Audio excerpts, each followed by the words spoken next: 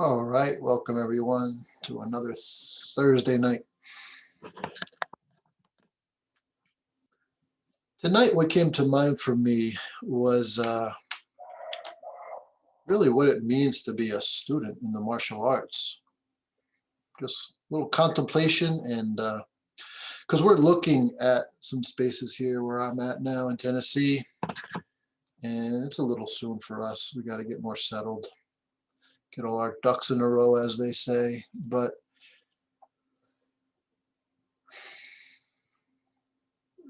part of what I want to share, all right, letting people get in here. Part of what I want to share is what goes into making a dojang or a dojo. And then the whole, everybody's coming in now. All right, I'll wait. Otherwise, they're going to miss my whole point here. All right, welcome, welcome, welcome. So what I was contemplating, I'll repeat, is about being a student in the martial arts, the meaning and the experience, really. And the fact that we were considering opening a place down here because we saw a real good spot. But it's a little soon for us, and we really have to get everything in order. Because, and this is really the point why it came to my mind. So obviously I can teach anywhere, a park, a little, any rectangle, small space, whatever. But you can see in Bergenfield what was built there. And it's more than punching and kicking. It's more than just finding a space to do the martial. There is the art, and there is the profound experience of what a martial artist goes through and what they should have right from the start. It's an interesting thing because most people don't realize this. Traditionally in the martial arts, when you have a dojo or dojang, sometimes you get somebody new who wants to come watch, for example. And historically, traditionally, it conflicts with the so-called business side. In all my years of martial arts, I never saw it as a business, even though I made my living. I mean, I'm professional martial arts. I mean, it's my profession. I make my living, raise my family with it. Bought my home with it, paid my mortgage, all those things. So obviously there's a business side, there's a money side, but mentally it was a practice, not a business.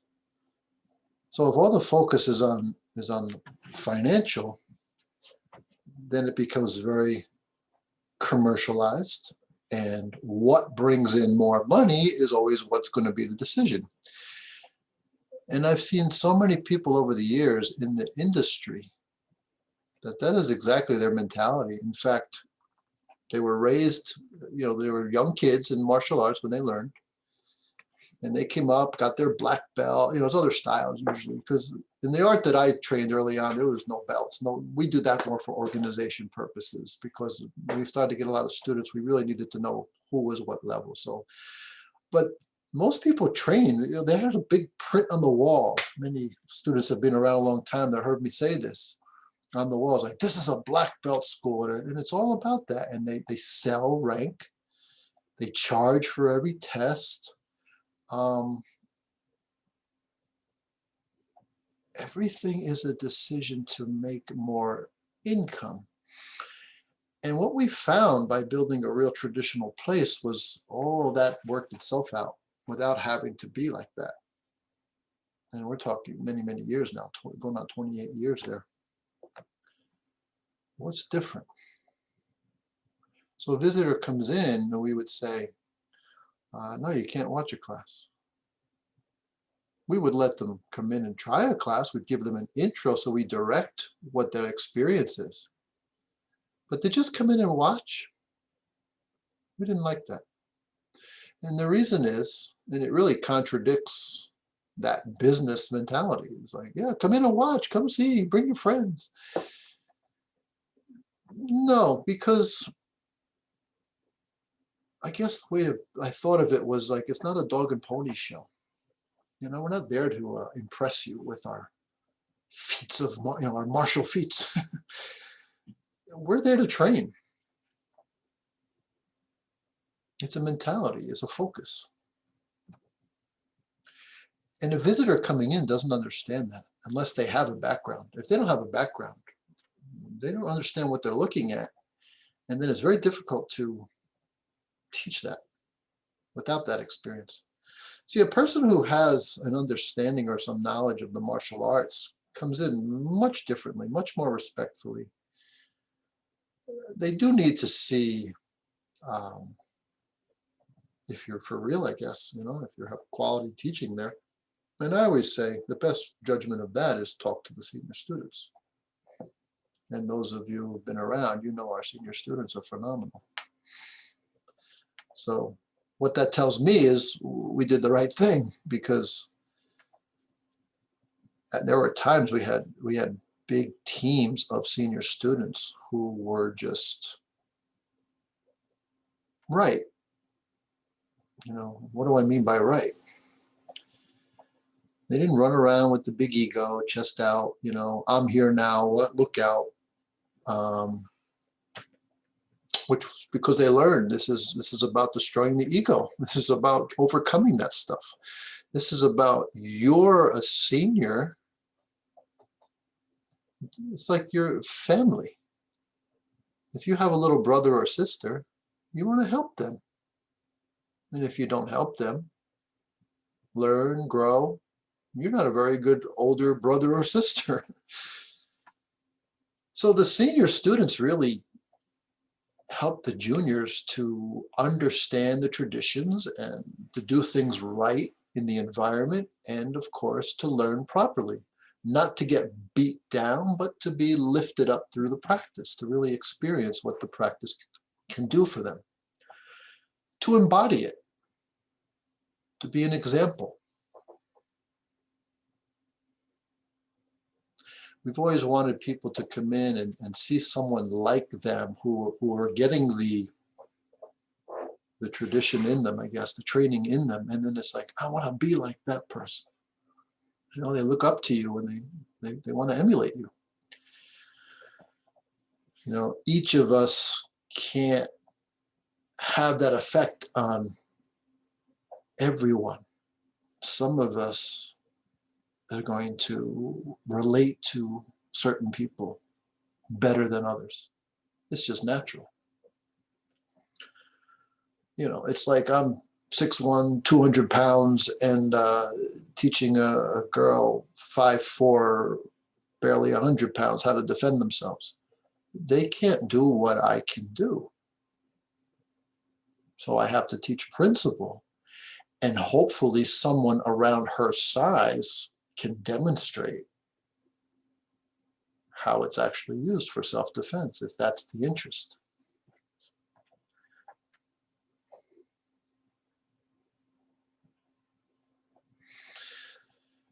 The school, the name is we use the name, we use the word school in the name very deliberately. Our first name was the Bergen Kung Fu Academy. The first school I was in was an academy. It's the same concept. It sort of brings to mind a military academy. It's a certain kind of picture. The school is a place of learning, place to better yourself. And more specifically, a dojo or dojang really means that. It's the place to find the way, yourself. It's the place, quite literally translated as the place for enlightenment. What is that? Well, that goes back to what I said about destroying the ego. It's realizing who and what you really are. And that's why in these crazy times, as a real practitioner, you're going to handle things a lot better. That's what the practice is for. So the space, we've always said it's a sanctuary. It needs to be made special. You have to come in to the space, and I want to share how you come into a space. When I trained in Native American ways, they had this exact same attitude. You know, we have our civilized, built-up world and the concrete, right?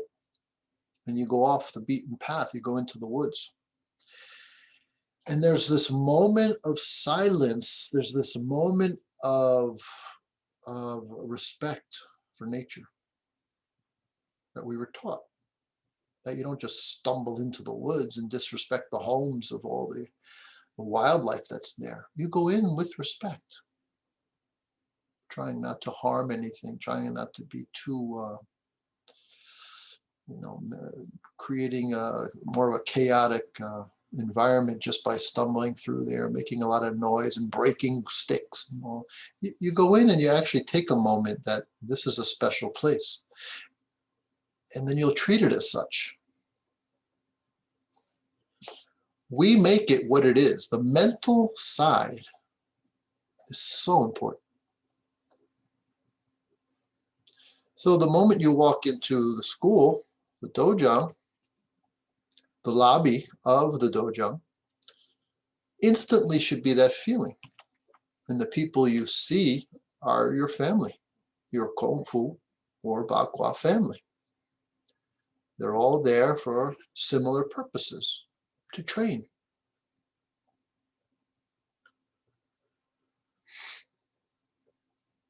You come in and you go put on your uniform. You know, why does that matter? So the uniform, traditionally, is these big baggy pants, right? Nobody looks good in them. Just a t-shirt with the school logo, basically. Keeping it real simple, getting that aspect out of the equation. Just simple, same. There to train, not impress. You know, and we've always said, don't come in with perfumes and colognes and all makeup for the ladies, or just come in as yourself. Come in for the practice. And you know how you enter the training area for the dojo with a salute. Many or most salute the moment they walk into even the lobby. And that's what actually should happen. You walk in already with the sense, reverence even. This is my special place. When you walk into the training area and you bow, you bow and salute basically to the space, to recognize that it is a dojo, this special place.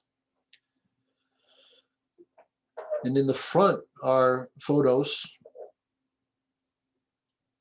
to remind that this has been passed down from generation to generation, that it has survived literally thousands of years.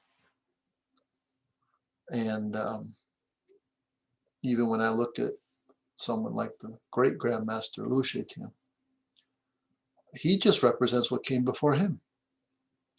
No individual is supposed to be special.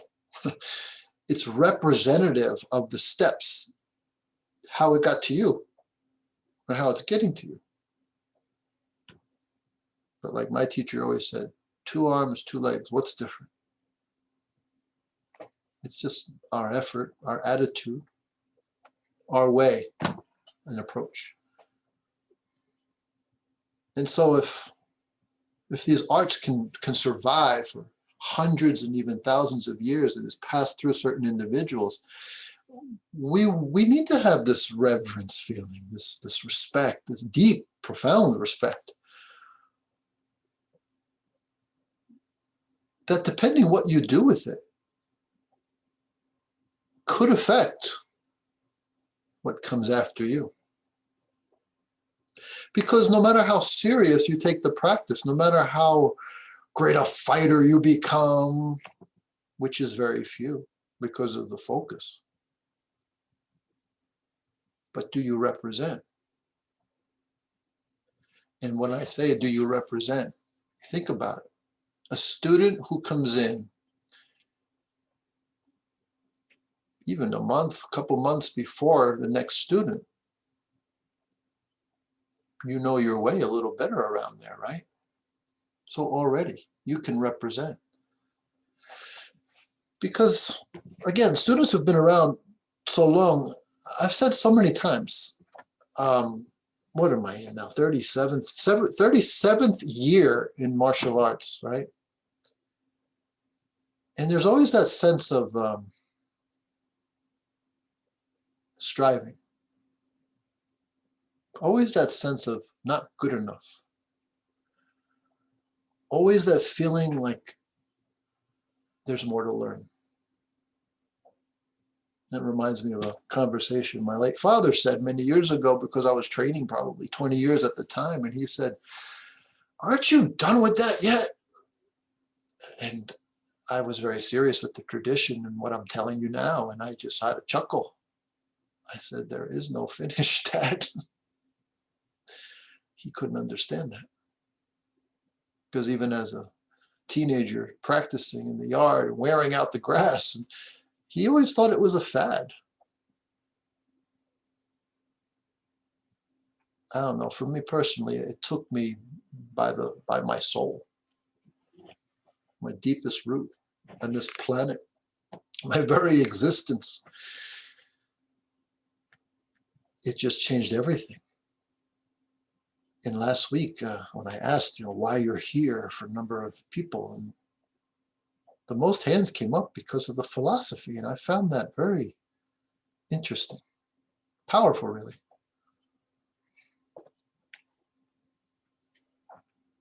Because that's what you need to get from it most.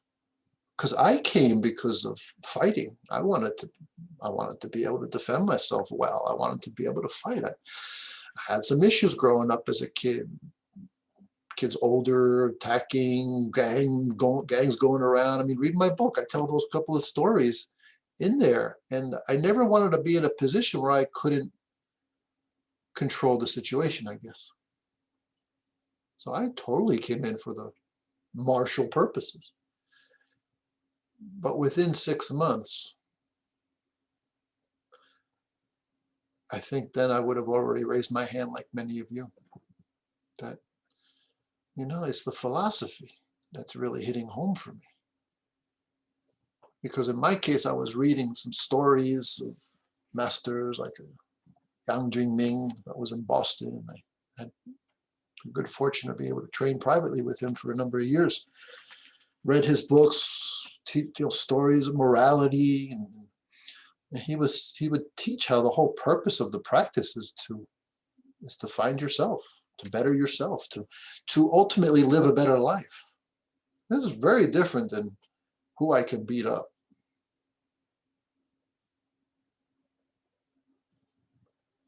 So those 6 months changed my life, changed my whole course, my whole direction.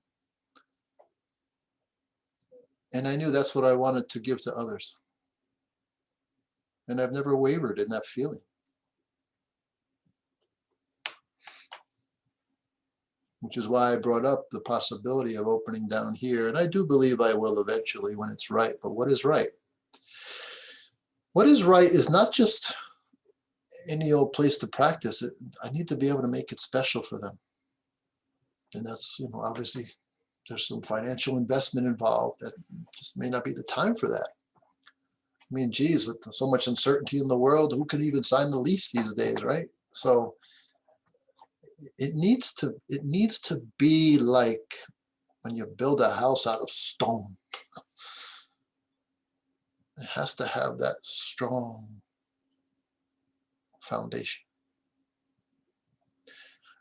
that if I open, it's going to be there, just like you still have a place to go there in Bergenfield, and you walk in and we've made it quite special. And the senior students there continue that tradition. I'm so impressed with them. Grateful for them, especially for the future of the art that we share, that we train and that we share, all of us. And so that same feeling has to be if I take new students in this area.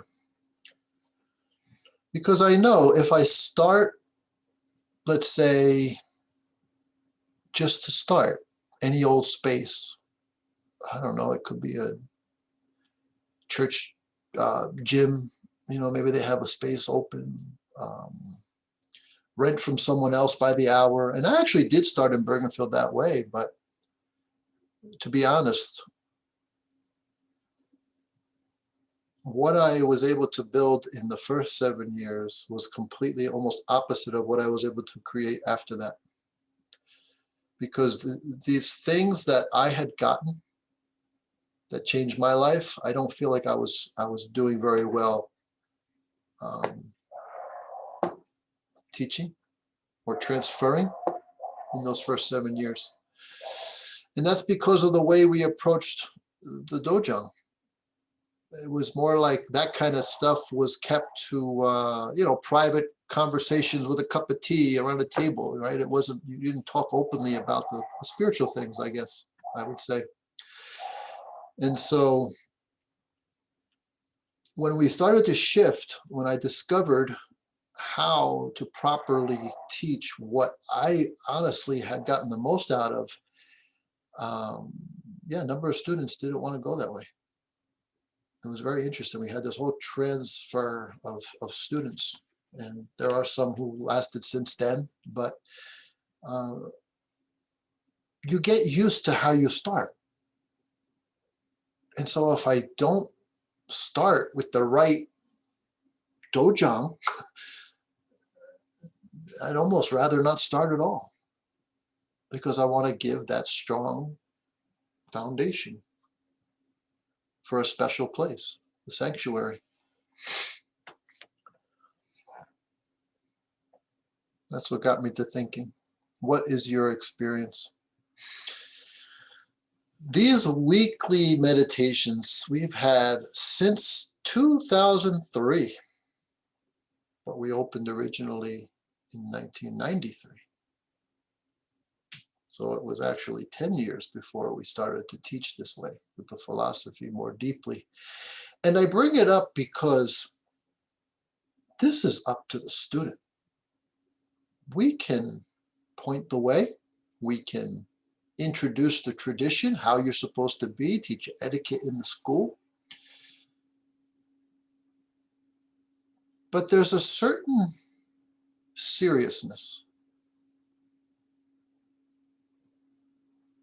with the real student of the martial arts. And I don't mean a seriousness where there isn't enjoyment. I mean a seriousness where you take your life that seriously, that this is worth your time.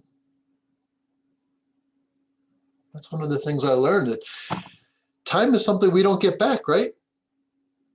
How do you spend your money? How do you spend your time? It tells you everything about you. So if you really want to know who you are, you could look at that. What's in your schedule? Do you journal? You can actually look back and see how much time you're wasting. Because time is very much like that water under a bridge, right? Good or bad, it's passing through. Every day is only the same if you allow it to be that way.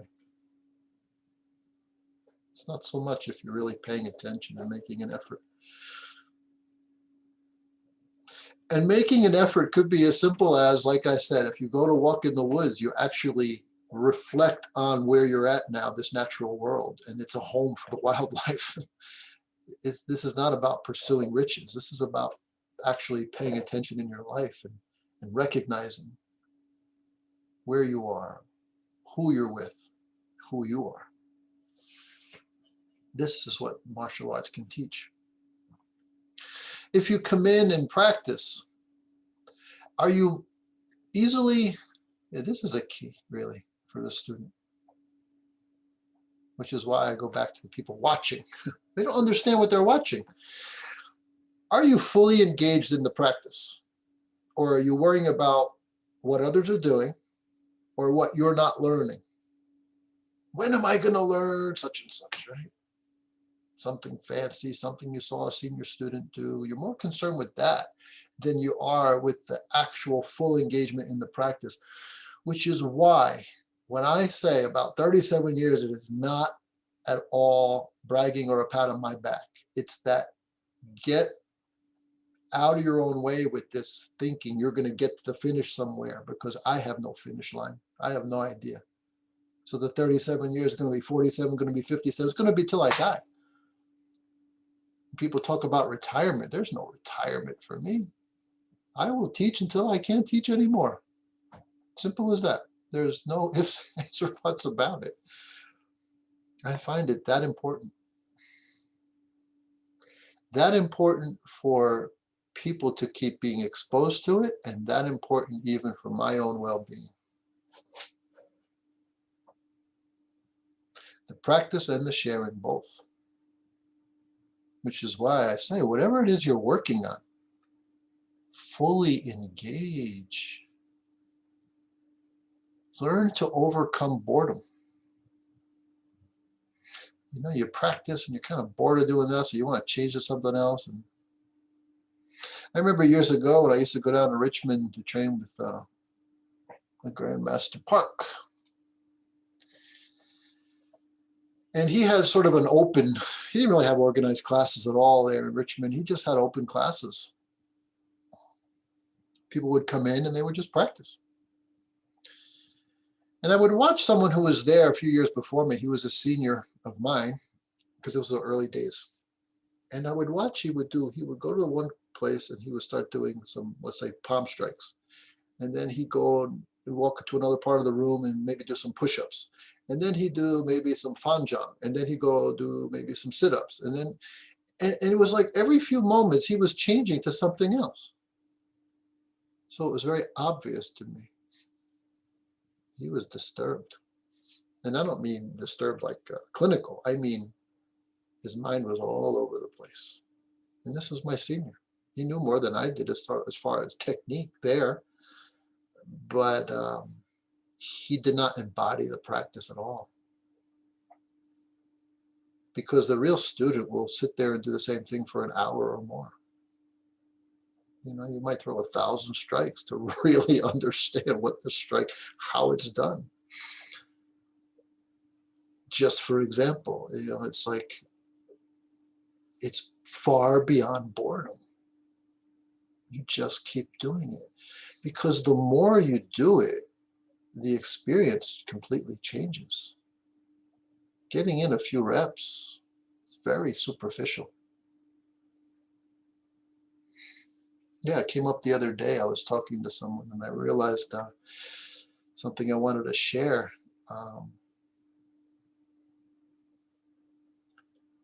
So target striking.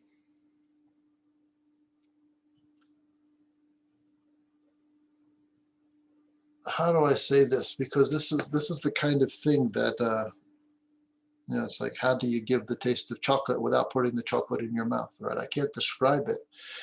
But I want to say that the experience of being so obsessed, maybe, or just dedicated to practicing that, striking a target with a staff, for example, right? Long pole, it's difficult to control where it goes. And the feeling was like becoming one with the target. It became very strange. And then one day I was down in Richmond again, and we were training with a bunch of students with the staff, and they were setting up targets, you know, people holding poles. And I was able to not even almost look at them, just bang, bang, bang, bang, hit them all accurately. And even I was surprised. But this is the best example, I guess, of it just happening without thought. Because if you try to hit the target, you go here, you go here. It's very funny. And I think of someone like a Stephen Curry. You know, he can be 10 feet beyond the 3-foot range. You just throw the ball up and turn around and he knows it went in. It's like that. How do you think he became that good? Everybody knows basketball a little bit. A guy becomes that good of a shooter by doing exactly what Kung Fu training is. How many thousands upon thousands of reps of shooting to where he just has a feel for it. And then you get in the zone where he can't miss.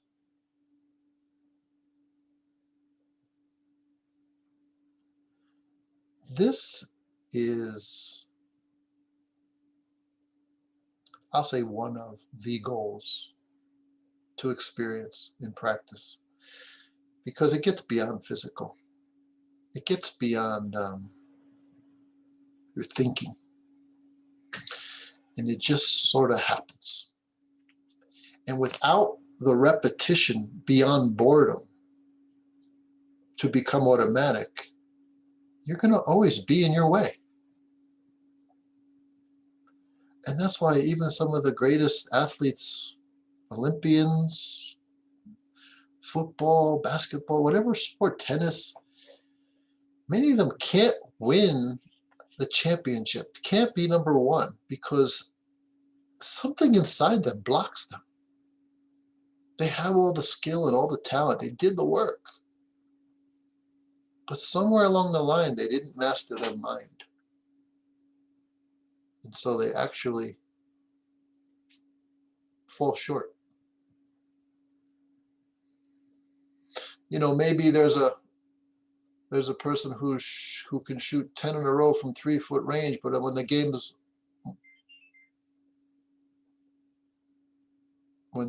on the line, did you hear that beeping? Must be in my ear. When the game is on the line, they miss.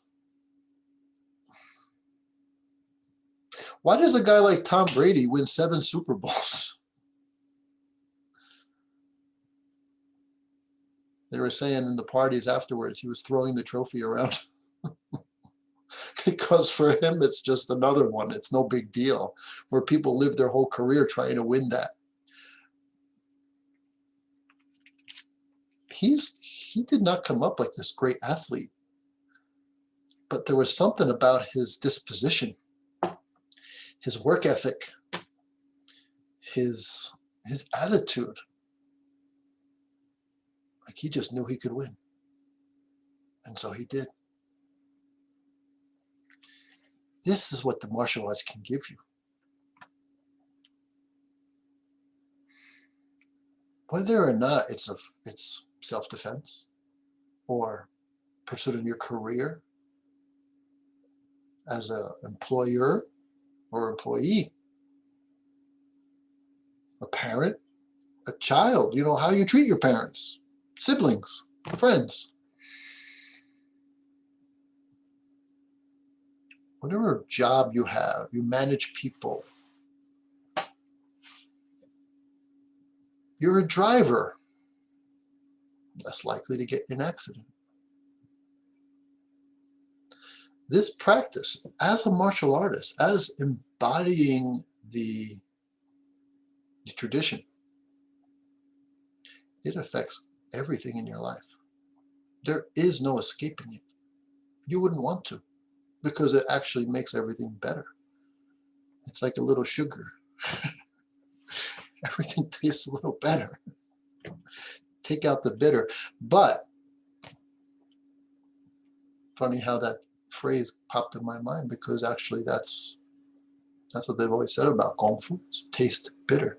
You have to be willing to do the work, the hard work that others don't want to do in order to get the results that others never experience. There is no shortcut. Kung Fu, time and work.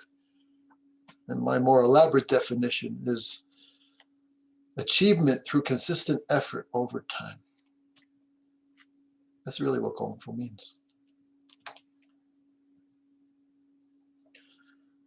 So what happens when you come into the dojo?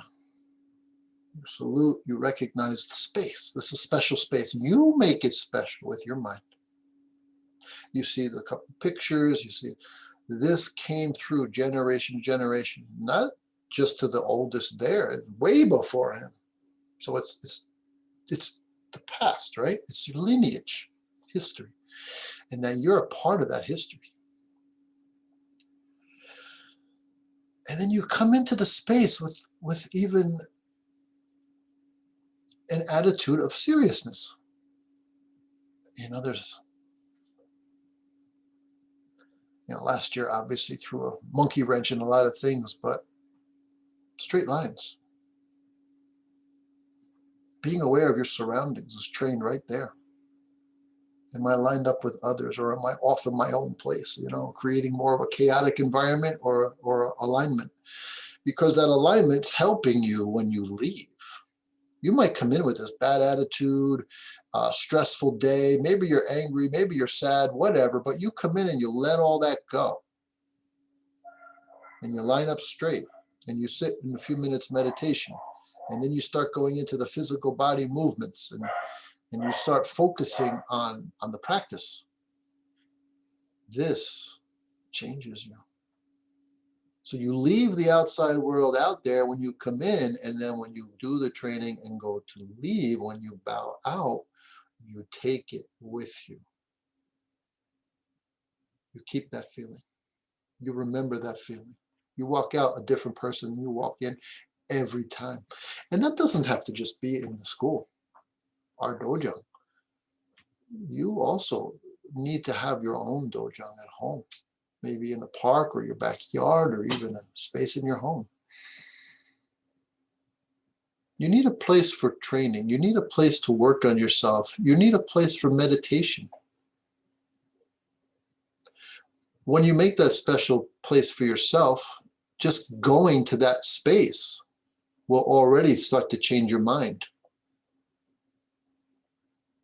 If you had a room or a spot in your yard for meditation, every time you look there, you walk past there, it makes you want to do that. It makes you want to either train or meditate. You're creating anchors. This is why making the place special, both how it's built, how it's presented, how it's taught, and then how the student sees it. That strong stone, that strong structure has to go with you when you leave. You're going to take it out with you. It's a reminder when you get there, and hopefully you carry it with you.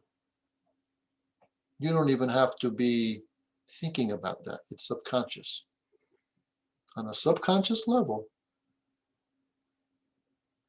you feel more like a martial artist when you take it seriously like that. And this is why it can't just be punches, kicks, throws, locks, blocks. It can't just be that. It can be, but it's not going to give you the same reward. It's not going to affect your life the same way. Everything we do, no outside shoes in the dojo. I remember we were at a training camp once, and one student wore his shoes from the dojo out there in the grass and the mud and the dirt. And he says, I think someone said to him, "You can't wear those now in the dojo. Those are your regular shoes, right?" And he said, "Oh, I'll just clean them up."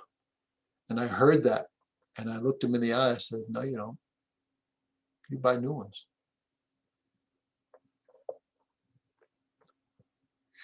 Can he clean them up and not bring dirt into the dojo? Of course he can. That's not the point. It's like desecration. It is what you make it. And if that's not where you want to be in your practice, then maybe you don't belong. And I mean that from my heart. Because what may seem so silly to the uninitiated actually can be profound for those who practice seriously. Because how many times have I told everyone, when I come there by myself, I go through all the ritual the same way. I salute in, who am I saluting to?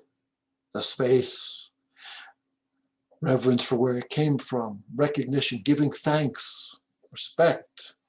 It's for me to do those things. It helps me be better. I'm not gonna, I have to get the mail, even the front door. I open the door, I'll take my shoe off. Step out. I don't let my shoe touch the outside. Seems crazy, but it's that seriousness that touches us on the deeper levels. So yeah, superficially, it doesn't matter. But in my opinion, it's truly unfortunate, but I think that's really the problems of the world. So much superficial, so much separation, lack of connection, lack of spiritual, lack of knowing who you are, lack of taking responsibility, blaming others for everything. Oh, I have these problems because of them over there. This is not the martial artist attitude. So all these different teachings come and go, but what really works for the soul doesn't change. It doesn't matter what your religion or belief is. The basics have to be the same. The principles have to be the same.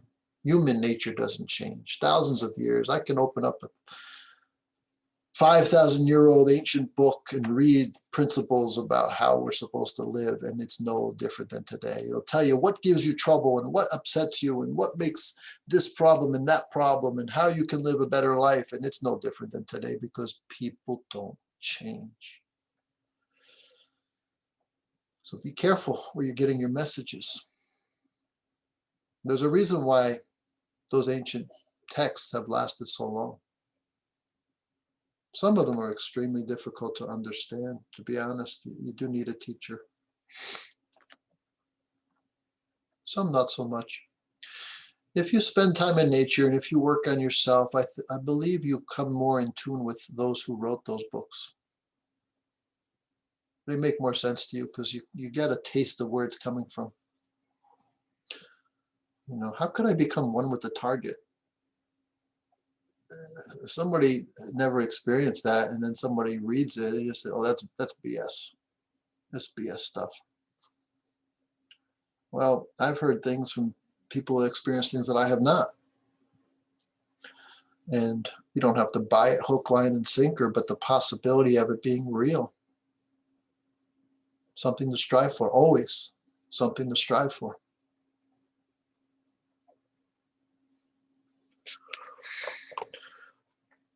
So what else do we experience as a student? I talked a little bit about seniors and juniors. So traditionally in the martial arts, the teacher is like the parent, and the student is like the child or offspring. And that doesn't matter age, it's just experience. I've always liked the Japanese term sensei because it literally means further down the road. If you went down the road and you faced all the different challenges to get down that path, you can direct someone behind you. But if you're the first one, you're going to have a lot of problems. You might get killed trying to get through there like a pilgrim, right? First time. But once you make a path for others, then it's easier for them to follow. So it's just further down the road. It's just experience. And literally, if someone starts a day before you, they're your senior forever. Even if you train higher than them and you're 3 ranks above them, they're still your senior. As odd as that may seem, because it's approached exactly like family, offspring. You can have twins. One was born a minute before the other one. Oh, that's my big brother. It's a little mental tricks. So yeah, the last year has been a challenge this way, but partners. That was another conversation came up recently with a friend. It's like, so most martial arts think of competition, fighting, right? Each other. There's sparring, and there needs to be sparring in order to really learn how to physically use the martial side. But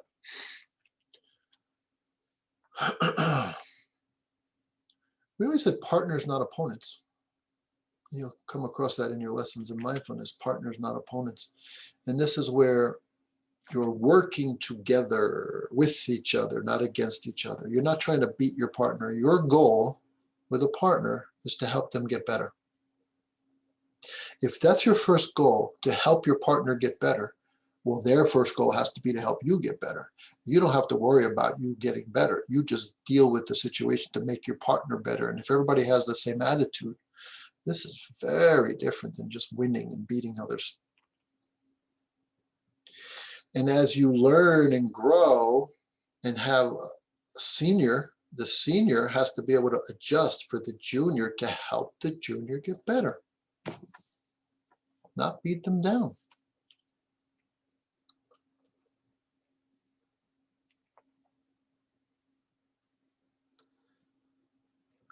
People don't understand that sparring can never be fighting. But somebody with a high skill can make the junior or the person with less skill really feel the threat. And that's what we've always done. You make them feel the threat because you have to train the mind. You have to train your bravery. There is no bravery without fear. So we can delude ourselves when we're collecting lots of techniques and we think, I'm a master this, a master. Well, hopefully you're not calling yourself a master. But you think that the number of techniques makes you good. The number of techniques makes you confused. The more you know, the harder it is to be good at all of it. That's why that's not what we're doing. Every level is to develop a structure to build the next level on top of. If you ever test with me, you'll never see me worry if you forgot something. I'm just telling you, ahead of time. If you get to that point where you're testing like that in more advanced levels, I don't care if you don't remember. I care if you've developed what that level requires. Otherwise, there's no point moving up. So that's where working with partners has to be about helping you get better, responding to that distance, timing, and the ability to not lose it when you're really threatened. Think about that. I could probably take the best fighter in MMA and put him up against a bear in the woods. No chance. He won't even be able to fight. He won't even have, his skills will go out the door. Because the threat on your life changes everything. And that cannot be truly reproduced. But senior student helping a junior can make that person feel a lot. And so this is where so many martial artists, combat sport people, fighters, who don't respect meditation, who don't think it has its place. We say it's the foundation. I fully stand behind that. Because I once had a student who was doing similar training like I did in nature with the Native American type stuff. And she happened upon a bear. She was between the cub and the mother, which is not a good place to be. What did she do? Very wise, this young girl. Young woman, she was early 20s at the time, if I remember correctly. And she told me the story, and I just thought it was so beautiful. She centered herself. breathed to her belly, just like we teach. And she started saying a prayer for the bear. And she started to speak spiritually in her mind to the bear. Oh, I mean you no harm, and I love you, and I'm just gonna, I'm not trying to hurt your baby, and that, and just kind of gently started walking her way out. And the bear just stood and watched her. And then as she just stayed really calm, she said the bear literally started to not worry about her and started walking, like it just completely forgot about her. Initially, it looked like a real threat to the bear, but her attitude of centering. So when you have experiences like this, when you have, when you apply your training like this, the bear doesn't understand English. The bear understood her body language, her calming, and maybe spiritually she spoke to the bear. Yeah, I believe that's very possible. So how powerful is this practice really? Meditation is the thing that gets you aligned with all that is and handle your life from a place of center, from your center, from your grounding. You'll get grounded. You can handle life much better. So you're training with somebody who's threatening you. They're trying to make trouble, make you feel like you're going to get hurt. You're supposed to do exactly like that girl with the bear in the woods. You need to use your meditation. Then you realize how real meditation is, even in fighting. And that goes for any sense of fighting in your life, physically, mentally, emotionally, spiritually. Let's go to meditation.